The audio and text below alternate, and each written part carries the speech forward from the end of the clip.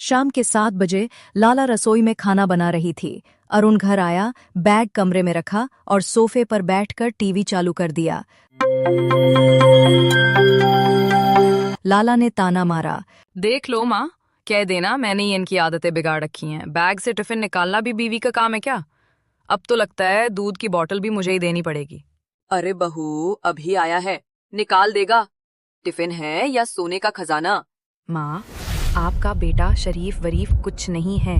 35 साल का आदमी है या 5 साल का बच्चा। हर रोज टिफिन खोता है और आज फिर खोया है। अब तो लड़ाई फ्री में मिलने ही वाली है। लाला गुस्से में अरुण के सामने खड़ी हो गई। देख रहे पापा, ये खुद लड़ने आई है, फिर कहेगी मैं लड़ता हूँ। दिन भर थका हुआ आता हूँ, ये नहीं पूछना कि कैसे हो या चाय लाऊं। बस टिफिन टिफिन कहाँ होगा, बैग में ही होगा। कोई जमीन जायदाद के कागज नहीं है। बेटा, टीवी के सामने मूर्ति बनकर क्यों खड़ी है? आप भी जानते हैं मैं क्यों खड़ी हूँ। बताइए जरा, टिफिन कहाँ है या बैग से निकलते ही भाग गया? तू हंस मत, वरना तेरी भी क्लास लगेगी। जा होमवर्क कर। और आप बैग से टिफिन निकालकर रसोई में रख दीजिए। मैं आपकी नौकरानी नहीं हूँ। शादी की थी, भर्ती नहीं हुई थी। अरुण झुंझलाकर बैग से नया टिफिन निकालकर सिंक में रख दिया। लाला खाना परोसती है। सिर्फ 2 ही रोटी अरुण?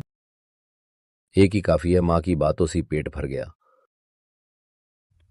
इस महीने का 7वां टिफिन खोया है तुमने।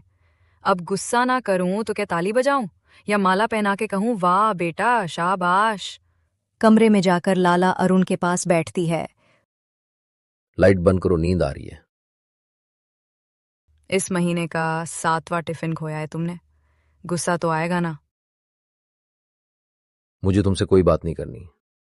अच्छा, माफ करो, अब कुछ नहीं बोलूंगी, मान जाओ। सुबह दरवाजे की घंटी से लाला उठी। वह रसोई में भागी। आज फिर देर हो गई। नाश्ता भी बनाना है, टिफिन भी पैक करना है, और ये सब्जी वाला डब्बा। योरिटीज प्रोज टिफिन पेड़ पर उगते हैं क्या? परसों ही 550 रुपए का नया टिफिन खरीदा था। अब सब्जी कहाँ डालूं? तुम्हारी जेब में? मजबूरी में लाला ने बेटे रवि का डब्बा रख दिया। दोपहर 1 बजे लाला ने अरुण को फोन किया। लाला ने कहा, आज टिफिन मत भूलना, उसमें रवि का डब्बा है।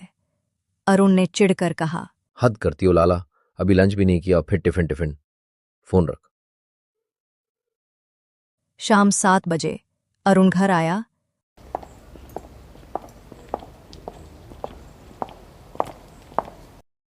उसने बैग खोला, टिफिन गायब था।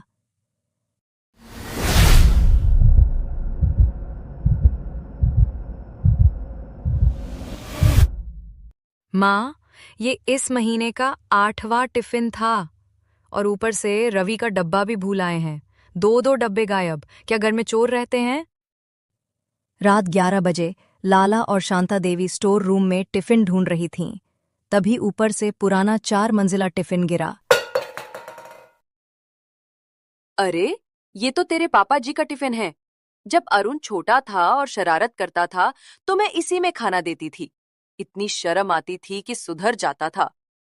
तो यही ठीक रहेगा। अब अरुण सुधर जाएगा। अगली सुबह लाला ने 4 मंजिला टिफिन तैयार किया। एक डब्बे में पराठे, दूसरे में सॉस, तीसरे में नींबू और चौथे में मिर्ची रखी। इतना बड़ा टिफिन, सब हंसेंगे। हंसने दो, अब भूलेगा नहीं। ऑफिस में सहकर्मी हंसते हैं। भाई, तू 18 घंटे ऑफिस में रहता है क्या? इतना बड़ा टिफिन क्यों? कम से कम छुपा तो दे। ये फिटनेस टिफिन है, स्टील का है। जिम का टाइम ही मिलता तो इसे उठा के वर्कआउट कर लेता हूं। लंच में अरुण ने टिफिन खोला। एक डब्बे में नींबू, दूसरे में मिर्ची थी। सब हंसने लगे। शाम को अरुण टिफिन छोड़कर निकला। गेटकीपर दौड़ कर लाया। अरुण शर्मिंदा होकर धन्यवाद कहता है।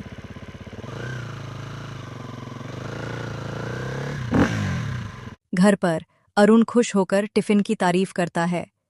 पूरा ऑफिस तारीफ कर रहा था, बॉस ने तो इसी से खाया। मैं तो समझी थी शर्मिंदा होगा, पर ये तो ऐसे मुस्कुरा रहा है जैसे कोई मेडल जीत कर आया हो।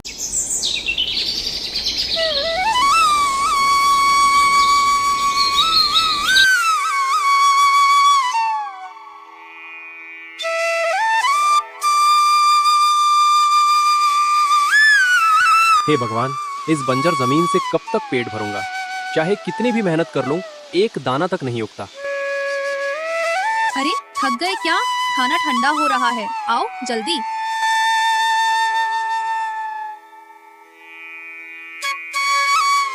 क्या खाऊं? यही सूखी रोटी, बच्चों को भी वही खिलाता हूं। रामू जंगल में सूखी लकड़ियां काटने जाता है। एक बूढ़ा आदमी वहीं बैठा है। इतना उदास क्यों हो जवान? आप कौन हैं? मैं तो बस अपनी किस्मत से हारा हुआ हूं। मेरा खेत कोई फसल नहीं देता। चिंता मत करो, मैं तुम्हें एक जादुई बीज देता हूँ। इसे अपने खेत में बो देना, लेकिन एक शर्त है, लालच मत करना, केवल जरूरत भर ही लेना। आपका बहुत बहुत धन्यवाद बाबा। आपका ये एहसान कभी नहीं भूलूंगा।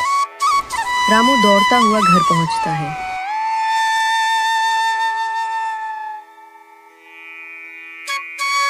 इतनी खुशी में क्या हुआ?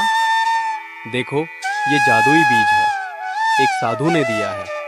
कहा है कि इससे हमारे सारे दुख दूर हो जाएंगे। सच? तो चलो जल्दी से इसे बो देते हैं।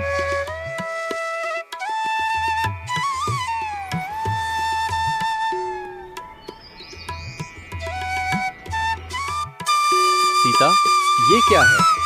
रात भर में इतना बड़ा पेड़ उगाया। और देखो, इसमें हीरे मोती और सोने के फल लगे हैं, बिल्कुल वैसे ही जैसे बाबा ने कहा था। मैं कुछ फल तोड़ता हूँ। अब हमारे बच्चों को कभी भूखा नहीं रहना पड़ेगा।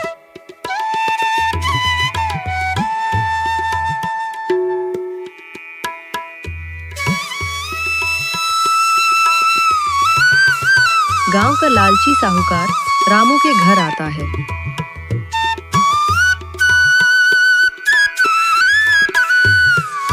रामू, सुना है तुम्हारे पास कोई जादुई पेड़ है। अगर तुम मुझे वो खेत बेच दो तो मैं तुम्हें मुंह मांगी कीमत दूंगा। नहीं साहूकार जी, ये मेरे बच्चों के लिए है।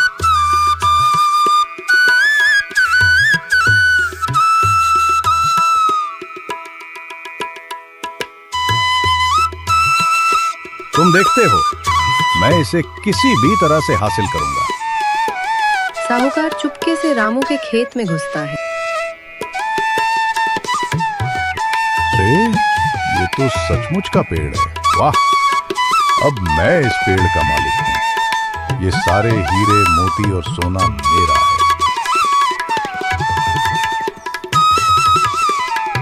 साहूकार जैसे ही पेड़ को छूता है, पेड़ अपनी चमक खो देता है और हीरे मोती कंकर पत्थर में बदल जाते हैं। ये क्या हुआ? मेरा तो नुकसान हो गया।